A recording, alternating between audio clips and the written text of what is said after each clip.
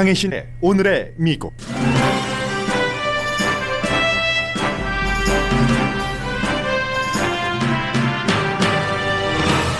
한 시간 뒤에 트럼프 전 대통령 탄핵 재판이 시작됩니다. 월스트리트저널과 이코노미스트가 탄핵에 관한 상반된 입장을 보도했습니다. 탄핵 결과는 특별하고 새로운 증거가 나오지 않는 한 공화당 상원이 무죄로 결론 내릴 게 거의 확실합니다. 그럼에도 불구하고 공화당 한 하원 의원은 기고문으로 왜 이 탄핵 재판이 중요한지에 대해서 호소하고 있습니다.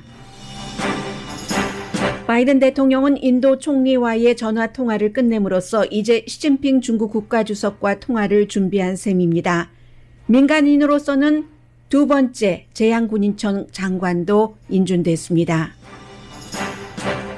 시간당 15달러로 한다는 연방 최저임금은 이번 경기부양책에서는 현재 올해 안에 시간당 9달러 50센트로 잠정 결정됐습니다.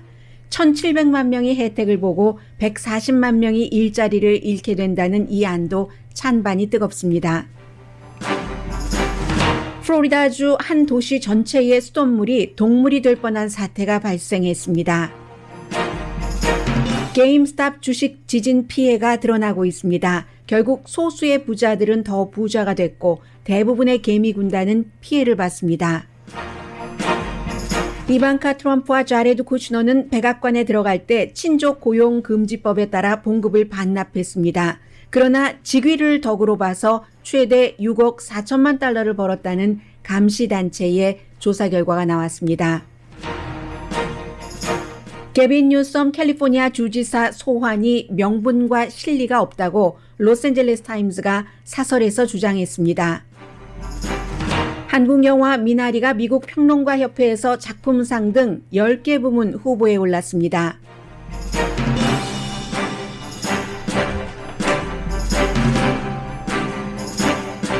여러분 안녕하십니까? 오늘의 미국 강혜신입니다. 오늘 이제 로스앤젤레스 시간으로 딱 오늘의 미국이 끝난 아침 10시부터 상원에 트럼프 전 대통령 탄핵 재판이 시작이 됩니다. 골자 딱 한 줄로 요약하라면 이겁니다. 의사당에서 1월 6일에 폭동, 사람이 숨지는 그런 최악의 상황이 발생을 했는데 이 최악의 상황에 대해서 트럼프 전 대통령이 책임이 있는가, 책임이 없는가.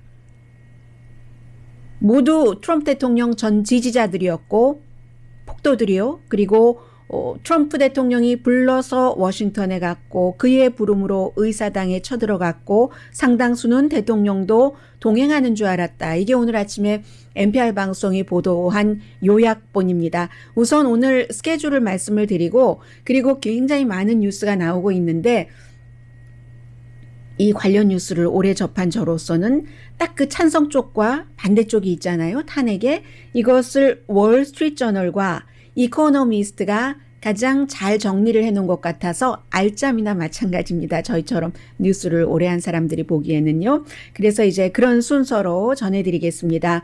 기본적으로는 아마 이번 주 말이나 다음 주 초가 될 확률이 더 높아 보이는데 그 정도면 다 모든 것들이 끝납니다. 스케줄은 로스앤젤레스 시간으로 오늘의 미국이 끝나는 아침 10시부터 양측에, 이 양측이라는 것은 기소를 한 하원 측 매니저 9명이죠. 그리고는 트럼프 전 대통령의 변호팀이 이제 4시간씩 논고를 하고 그리고 이제 상원에서 만약에 이 트럼프 전 대통령을 증인으로 하느냐 마느냐 이게 그러니까 합의가 됐어요. 증인으로 하지 않도록 이런 모든 것들이 있고 또 16시간까지 자신들의 케이스를 주장할 수 있도록 합니다. 양측이 하루에 8시간은 넘기지 않아요. 그 다음에 또 4시간 논쟁을 하고 추가 다큐멘터리를 요청을 할 것인가 하원 측에 상원에서 물어보고 아마 안 하겠죠. 왜냐하면 증인들도 상원 의원들 재판관들 자신이 그 당시에 숨었었던 증인이기 때문에 그리고는 그 뒤에 또 4시간 클로징 아규먼트가 있고 최후 논고가 있고 하는데 하나가 트럼프 전 대통령의 그 변호사가 2명에서 3명으로 늘어났습니다. 어제 한 사람이 추가돼서. 그런데 3명 가운데 한 사람이 이제 주이시이기 때문에 주이시의 그 사베스가 안식 날이 금요일 그 해질녘부터 토요일 그 해질녘까지잖아요. 그래서 연기가 되는가 했더니 그게 아니라 내가 그 이번에 안식 날은 지키지 않겠다 해서 토요일에도 아마 재판이 이어지는 것 같습니다. 그래서 뭐 민주당 측이야 말씀드릴 필요 없을 것 같고 트럼프 대통령의 변호팀에는 제이빗 그 쇼온이라는 마피아 모든 이스라엘계 뭐 미국계 또 이탈리아계 마피아 보스는 내가 다 변호했다고 자랑하는 사람 제프리 앱스틴과도 연관이 있고요. 어린아이를 성추행한 혐의로 결국은 연방 그 감옥에 수감됐다가 숨진 그리고 그 브루스 캐스터 주니어라고 빌 커스비를 중간에 이제 기소 중지를 하게 했었던 변호사 펜실베니아주의 몽고메리 카운티 그리고 또 한 사람은 마이클 반더빈이라는 이분도 아마 펜실베니아 출신인가 봐요. 세 사람이 전부 그 헌법 전문가는 없습니다. 맡게 됩니다. 월스트리트저널은 트럼프 대통령 탄핵에 반대하는 사설을 실었습니다. 민주당이 이용하기 위해서 어차피 결과가 뻔한데 탄핵 재판을 가지고 간다는 월스트리트저널 사설 내용 전해드립니다.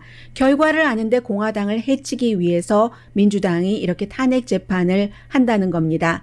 트럼프 전 대통령의 행위는 이만저만 부적절한 게 아니어서 월스트리트저널도 사임해야지 되는 사설을 썼다라고 얘기를 합니다. 1월 7일 사설이었고 그 사설 여러분들께 전해드렸습니다.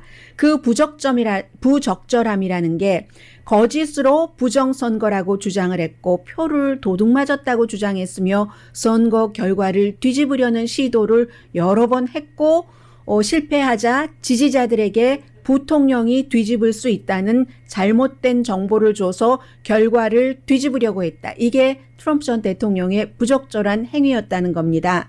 그리고는 이제 유세 같은 데 가서 지지자들에게 선거 결과를 뒤집을 수 있다는 거짓 희망을 계속 주면서 특히 조지아주에서 싸우라고 하고 그렇기 때문에 공화당 내부에서도 트럼프 전 대통령이 탄핵돼야지만 된다라고 주장하는 사람이 있다면 그 주장에 틀렸다라고 월스트리트저널도 토를 달지 않겠다고 했습니다. 그런데 1월 6일 트럼프 전 대통령이 그날 지지자들에게 의사당으로 가라 했었던 그런 말들이 범죄 행위인지는 의심이 든다 하는 얘기입니다. 의사당 난입 사건은 폭동이었고 폭력적이었고 그렇지만 반란도 쿠데타도 아니라는 게 월스트리트저널의 결론입니다. 왜냐하면 폭도들이 사라졌을 때 의원들이 숨었다가 다시 나와서 바이든이 차기 대통령이라는 것을 선포할 수 있었기 때문에 트럼프 전 대통령의 판타지와는 상관없이 바이든은 대통령으로 선포됐기 때문에 쿠데타가 아니라는 겁니다. 민주당은 주장은 탄핵을 왜 해야 된다 하느냐면 미래의 다른 지도자도 이 같은 일을 하지 않게 하기 위해서 그리고 트럼프 전 대통령을 다시는 공직에 출마하지 못하도록 하기 위해서 이 점은 일부 공화당도 원하는 것이라고 월스트리트저널이 사설에서 쓰고 있습니다. 그러나 어차피 공화당은 이런저런 이유로 트럼프 전 대통령을 무죄로 할 것인데 무죄로 할 결과를 아는데 왜 재판을 하는가? 너무나 정치적이라고 민주당을 비난을 합니다. 왜냐하면 민주당이 뭉치는 데는 도널드 트럼프 전 대통령을 혐오하는 것이 가장 중요한 원칙이기 때문이라고 설명을 합니다. 그것이 또 공화당을 분열시키는 것이라고도 얘기를 하죠. 이 재판이 2020년도 공화당 선거에 압박을 주기 때문이라면서 어떤 압박이냐면 하원에서 공화당이면서 트럼프 대통령 탄핵에 찬성을 했었던 리즈 체니와 벤 사스 네브라스카와 와이오밍주의 이 같은 그 하원 의원들을 막 비난하는 목소리가 일어나면서 하원도 분열이 됐고 그리고 상원은 이번 탄핵 재판에서 만약에 찬성을 하면은 트럼프 전 대통령으로부터 분노의 포도를 맞을 것이라는 얘기입니다. 반대로 무죄라고 표를 하면 민주당이 거봐라 저 사람은 의사당 폭동을 옹호한 인물이다. 다음 선거에서 주장을 한다는 거죠. 이게 민주당이 원하는 거라는 겁니다. 아마 새로운 증거가 있다면이라면 모를까 절대로 유죄 쪽으로 기울 리는 없고 그런 이유로 재판을 해서는 안 된다는 게 월스트리트저널의 사설입니다. 그런데 두 가지는 지적하지 않았습니다. 폭도들이 사라졌을 때 의원들이 다시 개표를 하고 트럼프의 판타지와는 상관없이 바이든은 대통령으로 선포했기 때문에 쿠데타도 아니고 반란도 아니다. 그러면 쿠데타 기도, 반란 기도, 시도 이 정도는 되는지를 얘기하지 않았고 민주당, 공화당을 분열하기 위해서 그것은 공화당이 알아서 할 일이고 왜냐하면 공화당이 음모론을 지지하는 이 마조리 테일러 그린 의원 같은 사람을 강하게 지금 보호하고 있기 때문에 그리고 이코노미스트는 미국 신문이 아닙니다. 영국 신문입니다. 잡지로 나오긴 합니다만은 본인들이 신문이라고 주장을 하니까요. 이코노미스트는 멀리서 보는 사건이기 때문에 객관적일 수도 있고 월스트리트저널처럼 많은 감정이나 이런 것들이 들어가진 않았고 비교적 짧습니다. 영국 사람들을 위해서 많은 설명을 붙였지만 오늘의 미국을 들으시는 분들은 다 알고 계시는 부분이기 때문에 거의 빼겠습니다. 반란의 증거는 산더미인데 무죄가 될 듯 싶다. 이게 이코노미스트의 첫 문장입니다. 거의 첫 문장이에요. 정확하게 1년 전에도 트럼프 전 대통령이 탄핵됐지만 그때는 내부 고발자에 의해서 왜냐하면 대통령의 전화통화는 누군가가 듣잖아요. 들었던 사람이 이것은 자신의 권력을 이용해서 대통령의 재선에 당선되려고 라이벌인 조 바이든과 그 아들을 함정으로 넣는 것이구나 하고 내부 고발에 의해서 탄핵이 하원에서는 됐지만 두 번째는 그 첫 번째보다 증거가 강하다는 게 이코노미스트의 지적입니다. 월스트리트저널과는 반대죠. 의사당 경관을 포함해서 5명이 그 폭동으로 의사당 난입 사건으로 숨졌고 그러니까 이게 100명 이상이 지금 체포가 됐고요. 이 심각한 폭력에 트럼프 전 대통령이 책임이 있는가? 그가 지금까지 해왔던 발언이 트럼프 전 대통령은 몇 개월 동안 바이든이 아닌 자신이 대통령이라고 가짜 주장을 했고 자신이 이겼는데 선거를 도둑맞았다고 가짜 주장을 했고 공화당 선거 관계자들 가운데서 트럼프 전 대통령의 지지자들로부터 생명의 위협을 받은 사람들이 굉장히 많고 트럼프 전 대통령 자신이 1월 6일에 의사당에 가서 시위를 하라고 했고 나도 시위를 한다고 했고 fight like hell. 목숨을 다 바쳐서 죽을 힘을 다해서 싸워라. 그렇게 약해가지고는 나라를 되찾지 못한다. 강한 것을 보여줘라. 나도 갈게 너희도 가라. 라고 얘기를 했는데 이게 그 반란 쿠데타라고 부를 수 없고 반란 쿠데타를 일으킨 책임이 전혀 없다고 할 수 있는가라고 물어보고 있습니다. 트럼프 변호인의 주장 첫 번째, 더 이상 대통령이 아니니까 탄핵 대상이 아니다. 두 번째, 표현의 자유라는 겁니다.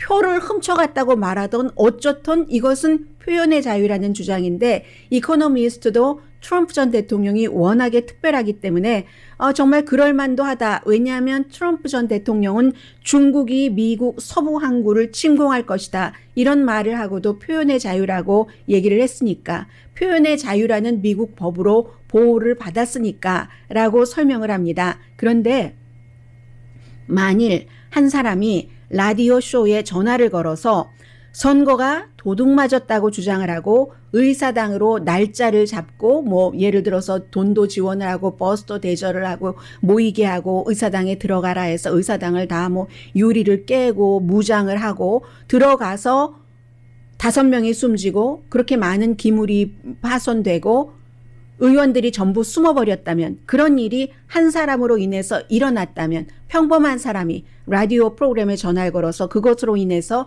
이 같은 무브먼트가 일어났다면 그 사람이 전혀 책임이 없다고 할 수 있는가? 라는 게 이코노미스트의 지적입니다.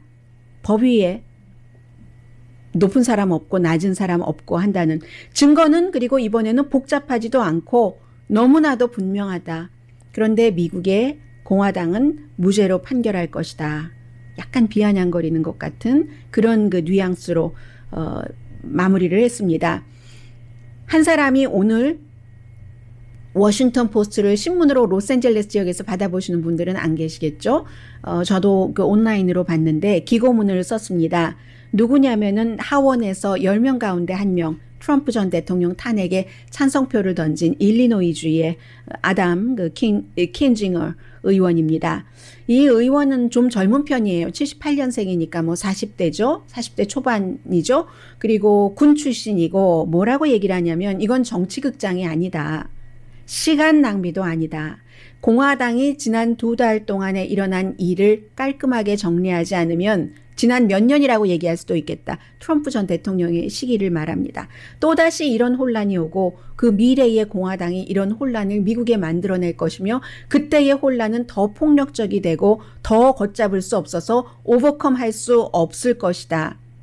다시는 이런 일이 일어나지 않도록 트럼프 전 대통령을 탄핵을 해야지 된다는 겁니다. 한마디로 enough is enough 라는 것을 보여줘야지 된다는 거죠. 그냥 이 길로 가면은 길이 막혀버린다고 얘기를 합니다. 공화당이 트럼프 전 대통령이 지독한 아주 위험한 거짓말장이라는 것을 시인을 하고 정리를 해야지 된다는 얘기입니다.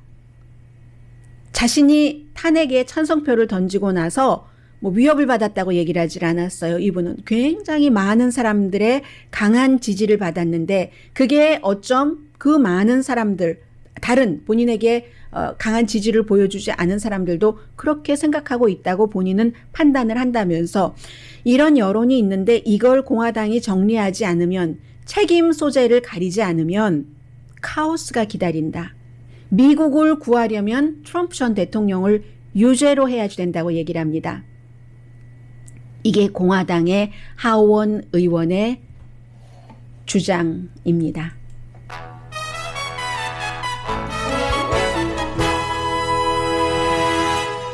그리고 지난 몇 개월 동안 그 트럼프 전 대통령이 내가 이겼다, 도둑 맞았다 이런 주장을 하고 지금도 그 말을 믿고 또는 그렇게 주장을 하고 있는 뭐 저널리스트들도 있고요. 그런 분들께 저널리스트라고 이름을 붙일 수 있는지는 모르겠습니다만은 그런데 그런 분들도 오해를 하고 그렇게 믿던 아니면 알면서 그렇게 주장을 하던 대체적으로 그 같은 주장을 하는 사람들은 어떤 형태로든 본인에게 이득이 있습니다. 돈을 벌든지 유명세를 타든지 인지도를 높이든지 왜냐하면 사람들은 자극적인 것에 더 많이 쫓아가게 돼 있으니까 음식이랑 똑같이. 그런데 그러한 것들이 아직도 가짜라는 것을 인정하지 않는다면은 믿지 않는다면은 참 순진하신 거죠.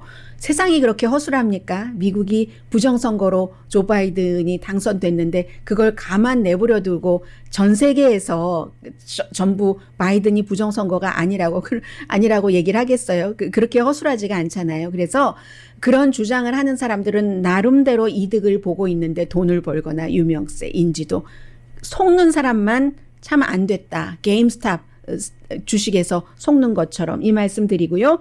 잠시 뒤에는 미국 지금 여러 가지 행정부가 바뀌었기 때문에 변하는 내용이 있고요. 뭐 코로나 바이러스 레이티스트 뉴스들도 있고요. 그리고 정말 무서운 위험한 세상이네요. 플로리다주의 한 도시의 그 수도관에 독이 퍼질 뻔했다 하는 뉴스를 접하니까요. 새로운 추세니까요. 잠시 뒤에 전해드리겠습니다. 추세로 돼서는 안 될 일이니까요.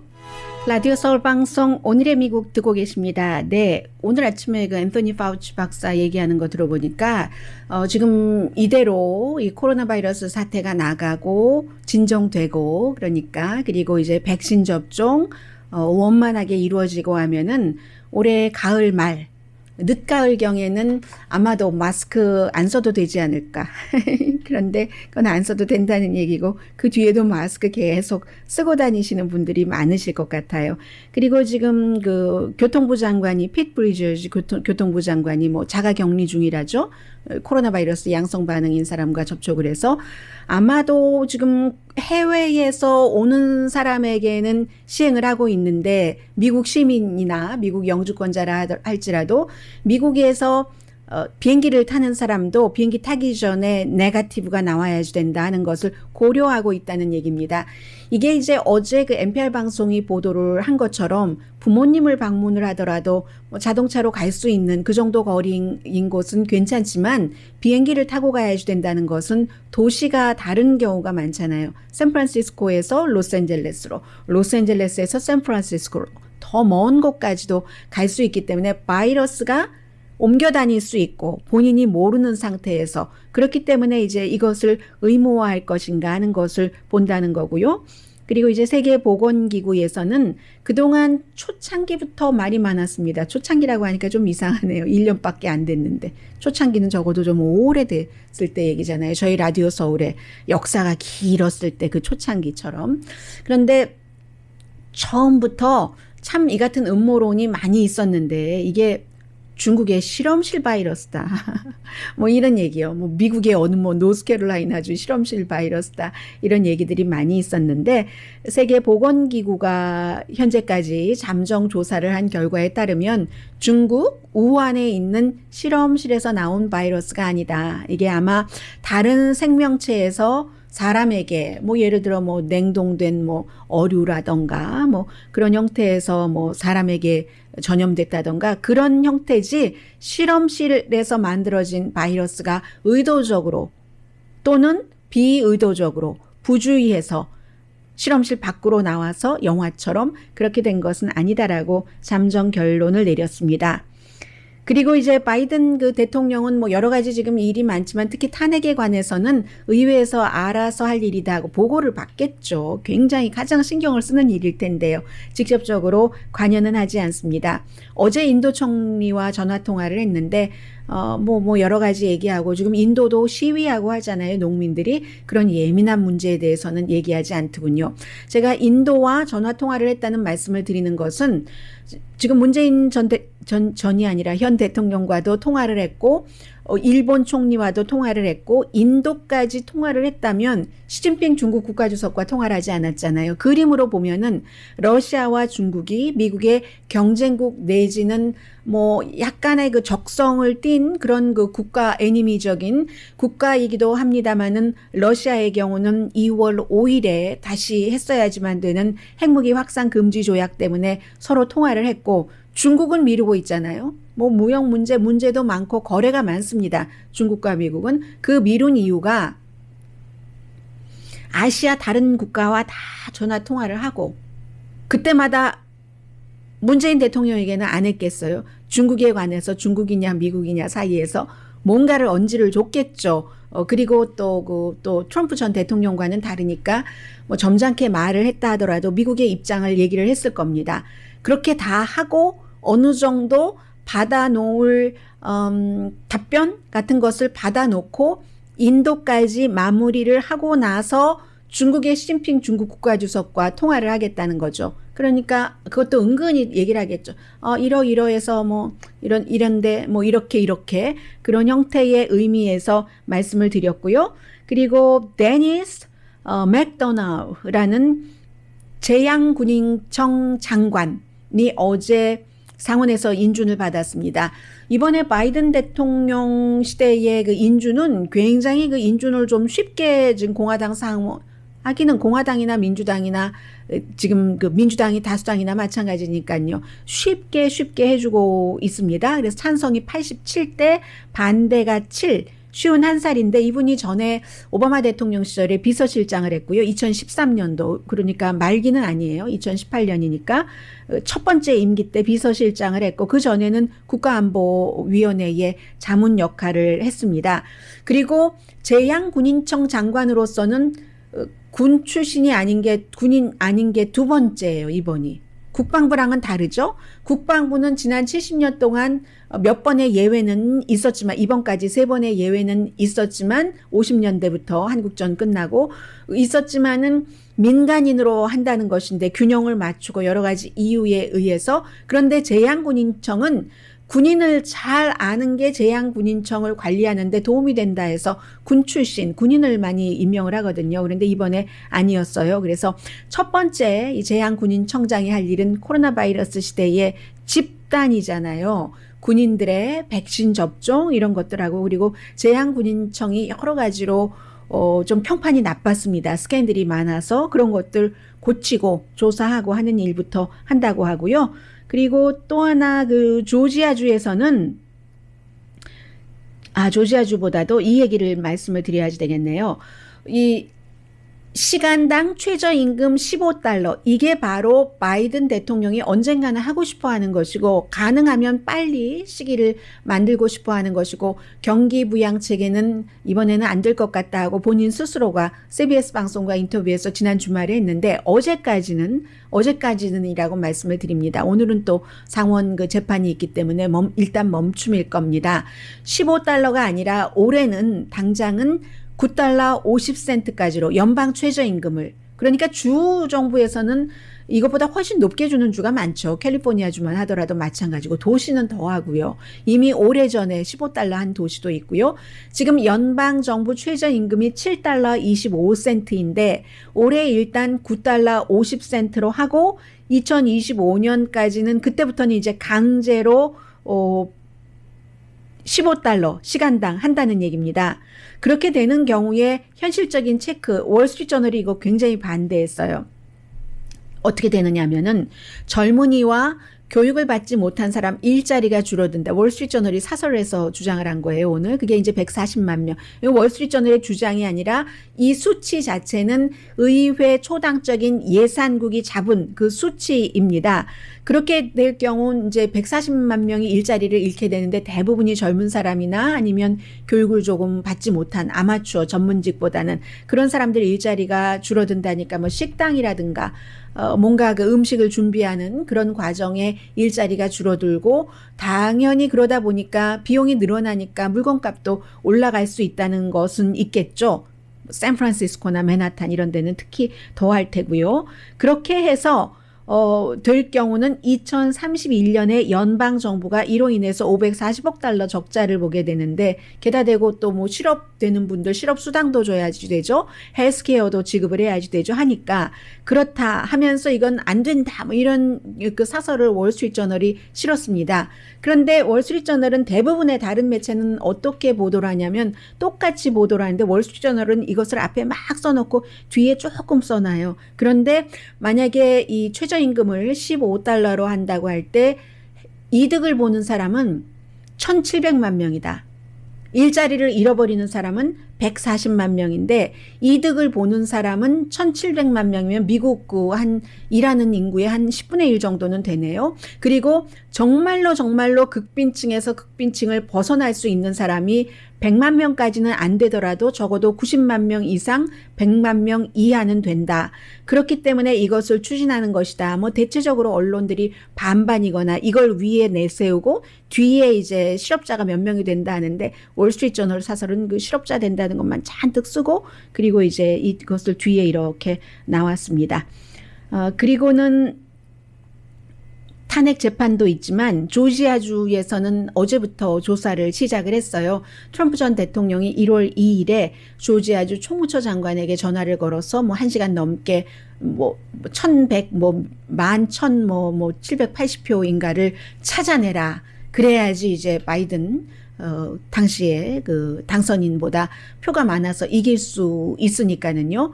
그것이 조지아법 위반인가 아닌가를 조사를 본격적으로 하게 됐습니다. 왜냐하면 누군가가 공식적으로 컴플레인을 했어요. 이분이 법대 교수신데요. 조지 워싱턴 유니버시티의 법대 교수인 존 벤즈하프 씨가 이 교수가 불만을 접수를 하면은 또 거기에 대해서 조사가 들어가야지 되잖아요.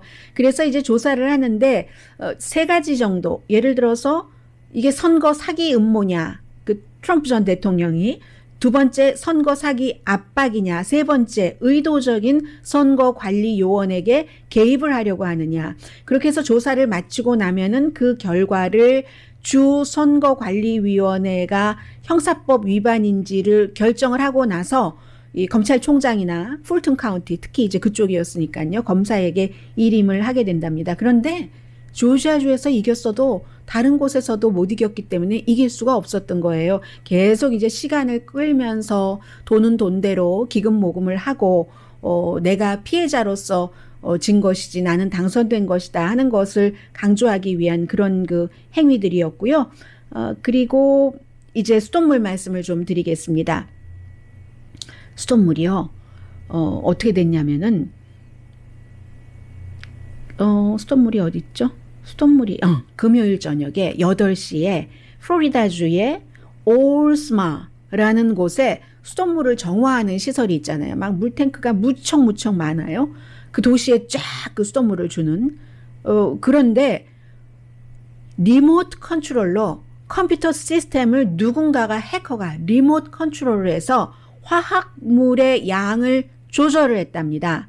이게 이제 그 템파 로컬 뉴스 보도로 봤는데요. 그런데 또 그것을 발견을 했죠. 누군가가 또 역시 리모트 오퍼레이터가 멀리 있는 오퍼레이터가 이상하다 하고 레벨을 바꾸기는 했어요. 그런데 만약에 이 멀리 있는 오퍼레이터가 이걸 바꾸지 않았으면 어떻게 됐겠어요? 이 그 해커가 조정을 한 것이 수산화나트륨 맞죠? 솔듐 하이드록사이드니까요. 뭐 말하자면 잿물인 거예요. 이 잿물도 독도 다 모두 어디에다가 쓸 데가 있다고 이 수산화 나트륨을 파이프를 청소를 한다던가 아니면 pH 농도를 맞춘다던가 적절하게 사용을 하면 항상 약이 되고 많이 사용하면 독이 되잖아요. 그래서 정부에서는 수산화 나트륨을 클린하는 그리고 pH 양을 조절을 하는 그런 것으로 사용을 하는데 이게 예를 들어 100이면은 뭐 그게 수치가 있더라고요. 100이어야지 되는데 이 100을 11,100으로 올렸어요. 해커가. 그걸 금방 바로 잡았기에 망정이지라고 휴저도 했는데요. 그 한 번에서 끝나는 게 아니라 사람들에게 이제 물이 공급될 때 이 리모트 이 오퍼레이터가 하지 않아도 또 여러 단계 백업 단계가 있답니다. 우리가 먹는 수돗물이 뭐 그렇게 허술하게 하겠어요. 그래도 이런 일이 일어났다는 것만으로도 미국에서 너무 많은 사람들이 깜짝 놀라서요. 이제 해커가 그 뭐 상수도 물까지 그렇게 조절을 해? 뭐 이런 그 걱정들 굉장히 많이 했고요. 잠시 뒤에 정말 큰 헤지 펀드와 개미 군단이 싸워서 이길 수 있는가. 그리고 대통령의 그 딸 부부가 돈을 많이 번 것도 있고요. 팍스의 움직임도 있고요. 잠시 뒤에 전해드립니다.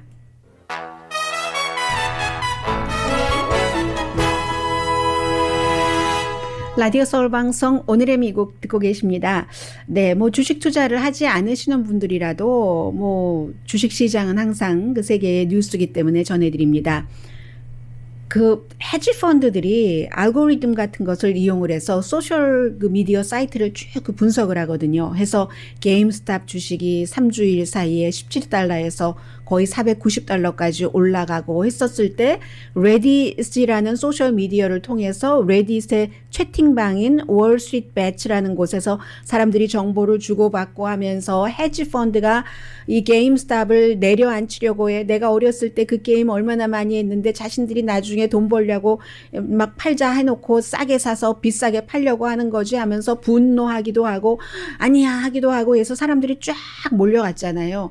결국은 돈을 번 사람들은 어나더 헤지 펀드들 그리고 개미군단은 돈을 잃어버린 사람들이 너무 많다는 겁니다. 이런 조사가 왜 나오냐면 정말로 증권감독국에서 조정이 있었는가 헤지 펀드 측의 조정이 있었는가 아니면 뭐 유튜브라든가 또 그 레딧의 월스트리트 배츠라는 사이트에서 이거 뭐 게임스탑 좋아요 사세요라고 얘기한 사람들이 정말 개인인가 헤지펀드 관련자인가 헤지펀드가 시킨 사람인가 이런 것을 지금 쭉 조사를 하고 있는 겁니다. 전문가들은요. 돈 버는데 귀신이에요. 귀신. 물론 뭐 시타델 헤지펀드나 뭐 이런 데는 돈을 잃어버렸을 수 있지만 그 헤지펀드가 돈을 잃어버렸으면 다른 헤지펀드가 돈을 버는 겁니다. 뭐 예를 들어서 자이언트 뮤추얼 펀드라든가 또 샌베스트 매니지먼트라든가 이런 곳이 뭐 실제로 어떤 하나의 헤지펀드가 게임스탑 주식의 39%를 가지고 있고 그러거든요. 몇 년 동안이나 그런 형태이기 때문에 4개 회사가 게임스탑 주식의 39%를 갖고 있는데 특히 많이 갖고 있는 그런 회사가 있죠. 그래서 이런 데는 이제 인덱스 펀드로 가지고 있기도 하고 올해 초부터 뭐 10억 달러 이상을 이득을 본 겁니다. 그런 형태로 뭐 예를 들어서 한 200달러, 300달러까지 올라갔다고 해요. 그럼 그때 개미군단 젊은 사람들은 처음으로 200달러 주식을 몇 개를 살 수 있겠어요. 그리고 너무 비싸니까 포기하는 경우가 많습니다. 이런 때 들어가는 거죠. 헤지펀드들이 결국은 그런 형식으로 해서 예를 들어서 게임스탑이 주식이 뭐 시장에 나온 게 뭐 한 4,700만 개 정도 된다는데 거래된 게 주식 숫자보다도 뭐 11배 정도 많아요. 100만, 1000만 원, 5억 5,400만 번 거래가 있었다는 거거든요. 그 아주 핫한 시기에 해서 하루에 뭐 하나의 주식이 대여섯 번씩 막 거래되는 겁니다. 일반 사람들이 그렇게까지는 하지 않잖아요. 프로페셔널들이 하는 일입니다. 그렇기 때문에 뭐 이 회사가 좋아서 투자를 한다 하는 것은 그 신뢰를 해서 한다 하는 것은 어떨지 모르겠지만 내가 헤지 펀드를 때려 눕히고 그들보다 더 돈을 잘 번다? 그건 좀 생각하셔야 되고요. 이방카 트럼프와 자레드 쿠시너는 봉급을 받지 않고 백악관에서 일을 했어요. 그래서 훌륭하다? 그건 아니죠. 왜냐하면 친족들을 이렇게 고용하고 하는 것을 금지하는 법이 케네디 가문 이후에 만들어졌기 때문에 그래? 그러면 우린 돈은 안 받고 할게 했는데 결국은 지금 그 감시 단체인데요. Citizens for Responsibility 그리고 이제 또 다른 Ethics in Washington CREW라고 유명해요 좀. 그러니까 하나예요. 다른 게 아니라 CREW에서 쭉 제가 불러드린 게 긴 게 이제 하나의 단체인데 이 단체가 쭉 조사를 해서 쫙 자세하게 발표를 해봤더니 결국은 최저 1억 7,200만 달러에서 최고 6억 4천만 달러를 백악관에서 봉급 뭐 1년에 얼마나 되겠어요. 대통령이 40만 달러고 연방 하원의장이 한 17만 달러 될까요? 연방 상원의장이 그거보다는 조금 많을 테고 뭐 연방 대법관들도 뭐 한 20만 달러 연봉 왔다 갔다 하는데요. 그러는데 자문이 얼마나 받겠습니까? 받아도 그들로 볼 때는 작은 돈이겠죠. 그러는 동안에 돈을 너무 많이 번 거예요. 예를 들어서 그 이방카 트럼프는 워싱턴 DC에 있는 트럼프 인터내셔널 호텔에 뭔가를 갖고 있거든요. 그런 것으로 인해서도 이렇게 많이 벌었나요? 굉장히 많이 벌었고 또 상표권이 많잖아요. 특히 중국에서 16개, 캐나다에서도 줬어요. 그래서 거의 뭐 한 30개 정도의 상표권을 아빠가 대통령이 되고 나서 얻었는데 그로 인해서 돈을 그렇게 많이 벌었다는 것이고 그래서 남편의 자산도 그 백악관 들어가기 전에 500만 달러에서 적게 많게는 2,500만 달러로 봤는데 지금은 2,500만 달러에서 5천만 달러 정도로 본다는 겁니다. 그런 얘기가 있고요. 팍스의 경우는 그 엊그제 그 스마트 매트릭이라고 LA 카운티에서 그 썼었던 그 선거 기구 회사가 팍스와 팍스의 루답스를 포함한 다른 그 두 명과 또 루디 줄리안이 또 시드니 파웰을 가짜 주장을 했다 해서 고소를 했는데 27억 달러 팍스에 고소를 했어요. 그랬더니 팍스가 바로 루답스를 내렸습니다. 루답스가 팍스 비즈니스에서 시청률 1위거든요. 굉장히 반이민적인 시각을 갖고 있는 사람. 이 루답스 프로그램을요. 제일 인기였는데도 확 내리고 그리고는 이 스마트 매트릭의 고소를 기각해달라 하는 요청서를 지금 내렸고요. 도미니언은 이제 또 다른 그 기계 회사고요. 그런데 루답스의 슬픔이 그 트럼프 그 전 대통령 아래 백악관에서 경제 자문을 했었던 레리 커드로우의 기쁨이 됐습니다. 이런 때 사실은 그 자리에 들어가는 거 기뻐하지 않는 사람도 많아요. 그런데 어쨌든 이 레리 커드로우가 루답스 시간이 이제 5시에 하고 7시에 재방송했는데 그렇게 똑같이 이 사람 시간을 4시에 하고 7시 1시간 앞당겨서 하고 7시 재방송하는 것으로 들어가서 그것도 갑자기 지난주 목요일 날 마지막 방송했는데 화요일이니까 오늘부터네요. 오늘부터 새로 커드로우가 시작을 하네요. 국가경제위원회의 국장으로서 굉장히 그 억지 주장 많이 했었잖아요. 원래 텔레비전에 나왔던 사람이에요. CNBC의 호스트이기도 하고 커멘테이터로 일하기도 했었던 사람입니다. 잠시 뒤에는 LA 타임스 사설을 소개를 해드리겠는데 이 사설이 주장하는 바가 그러니까 조금 달라요. 잠시 뒤에 전해드립니다. 현대인의 필수품 스마트폰. 하지만 요금은 천차만별. 당신의 스마트폰 플랜은 믿을만한가요? 선셋 셀룰라, 레이크우드 H마트 내 2호점 그랜드 오픈. 버라이전 한인 공인 딜러 20년의 선셋셀룰라가 2021년을 맞아 가장 좋은 플랜을 제시합니다. 어떤 조건이든 선셋 셀룰라면 가능합니다. 가장 저렴하고 가장 좋은 플랜을 상담해드립니다. 선셋셀룰라, 레이크우드 H마트 내 2호점 그랜드 오픈. 562-896-7777 562-896-7777. 코로나 시대에 필수품이 된 비데. 비데 하나 사면 하나 1불로 장만하세요. 최신 리모컨 비데 699불 하나 사면 같은 기능에 649불 비데가 1불. 일시불 구입해도 렌트를 해도 월 19불 할부를 해도 두 번째 비데를 1불.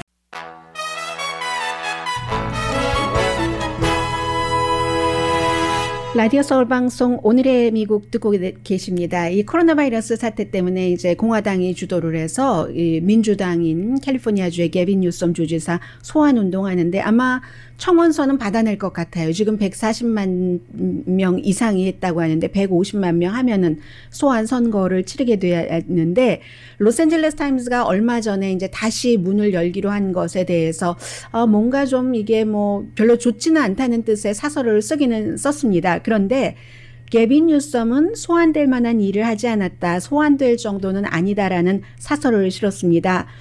뭔가 잘못된 판단도 있었고 이 코로나 바이러스 사태에 있어서 갈짓자 판단과 명령도 있었으며 소통도 불분명했고 혼돈을 줬고 그런데 그 같은 잘못된 것에 대해서는 2022년도에 재선에 들어 선거가 있으니까요. 내년이에요. 그때 유권자가 판단을 할 것이다. 단기적으로 소환을 하고 다른 사람을 채우는 것은 지금으로서는 미친 짓과 마찬가지다. 이런 혼돈의 시기에 누가 들어와서 인수인계 과정을 하고 내년에 선거가 곧 있는데 라고 얘기를 하면서 세금 낭비라고 말합니다. 유권자가 몇 개월 뒤면 판단할 텐데 이 중요한 시기에 혼돈만 준다는 얘기고요.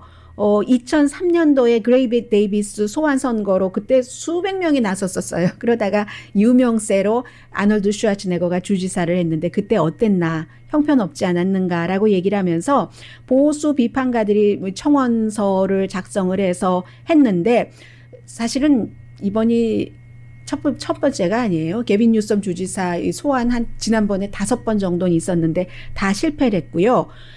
소환 선거를 하려면 1억 달러 정도는 든답니다. 지금 캘리포니아주 돈이 모자라는데 5번 실패한 것을 지금 1억 달러를 들여서 해야지 되겠는가. 그리고 잘못이 있었어도 소환될 잘못은 아니다. 우리도 그가 잘못했다고 얘기를 했지만 소환되려면 주지사로서 이 두 가지가 있어야지 되는데 정말로 위험하게 부패했다던가 아니면 이 캘리포니아주의 민주제도를 파괴했다던가 두 가지가 아니다. 오점은 있었어도 아니다라고 얘기를 하면서 더군다나 몇 주일 전까지 연방정부의 지원도 받지 못했고 다음 달 그 서명을 다 받아도 선거가 올해 말이나 내년에 치러지면 아니 진짜 선거가 몇 개월 안 남았는데 이럴 필요가 있을까? 주지사와 싸우지 말고 코로나 바이러스와 싸우자는 게 뭐죠? LA 타임스 사설이었습니다. 미국의 평론가 협회가 많은데요. 그 가운데서 크리틱 초이스라는 협회에서 중요한 협회입니다. 미나리를 10개 부분, 작품상, 남자주연상, 여자조연상, 음악상, 어린아이, 신인상 등등에서 후보에 올렸습니다. 강희신이었습니다.